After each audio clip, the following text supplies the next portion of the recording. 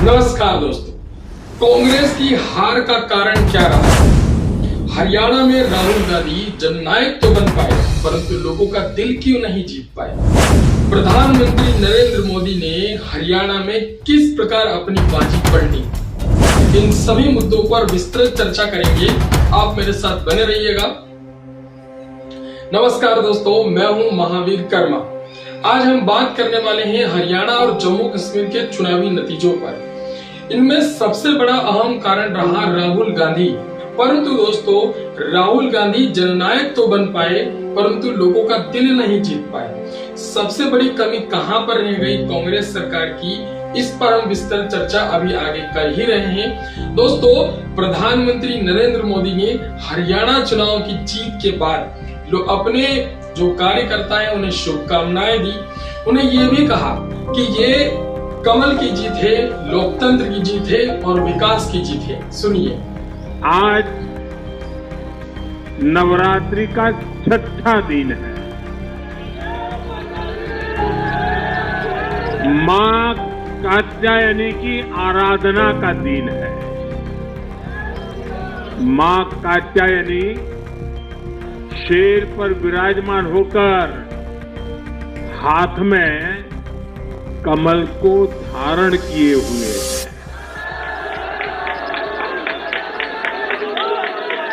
हम सभी को आशीर्वाद दे रही है।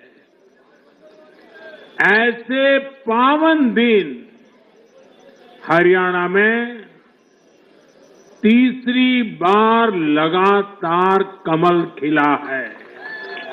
दोस्तों, कांग्रेस की हार का कारण रहा कांग्रेस का अलग अलग गुटों में बंट जाना।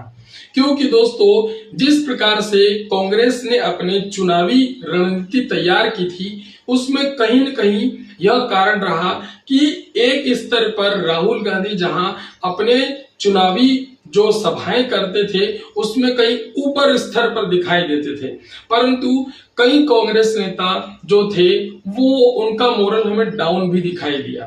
तो कहा जा सकता है कि हरियाणा और जम्मू कश्मीर के चुनावों में कांग्रेस की जो रणनीति थी वो बटी हुई पाई गई। परंतु ऐसा नहीं है कि बीजेपी की रणनीति बटी हुई नहीं थी। बीजेपी भी अलग अलग गुटों में बट चुकी थी, परंतु जिस प्रकार से हरियाणा में तीसरी बार बीजेपी की सरकार बनना, यह कहीं न कहीं बहुत बड़ी बात है, क्योंकि लोगों ने लोकतंत्र और विकास के नाम पर वोट दिया है।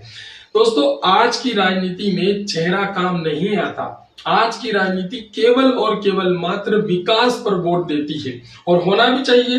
भारत एक ऐसा देश है जो विकास की ओर बढ़ता चला जा रहा है। इसलिए लगातार हो रहे इन चुनावों में, लगातार हो रहे देश के विकास में एक आम आदमी का सहयोग बहुत जरूरी है।